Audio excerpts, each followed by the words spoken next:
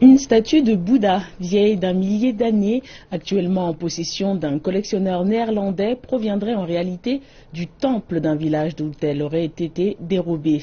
Les villageois de Yangchun, un village situé dans la province chinoise du Fujian, exigent son retour, mais les négociations s'avèrent délicates.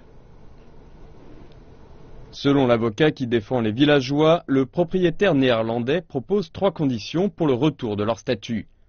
En premier lieu, qu'elle soit remise à un grand musée plutôt qu'au temple où elle se trouvait à l'origine. En second lieu, qu'ils reçoivent l'aide du département chinois des reliques culturelles pour se rendre en Chine afin d'étudier les gravures sur pierre.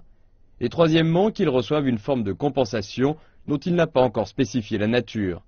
La statue est celle d'un Bouddha vivant nommé Jangon Zushe, un habitant local qui est devenu moine lorsqu'il était âgé d'une vingtaine d'années et qui s'est fait une réputation pour ses talents de guérisseur et pour avoir propagé la doctrine bouddhiste.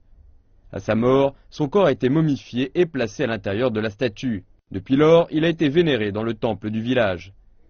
Après 8 mois de contacts patients, indirects et difficiles avec le collectionneur néerlandais, les villageois de Yangchun ont loué les services d'avocats dans l'espoir de récupérer la statue qu'ils revendiquent comme leur.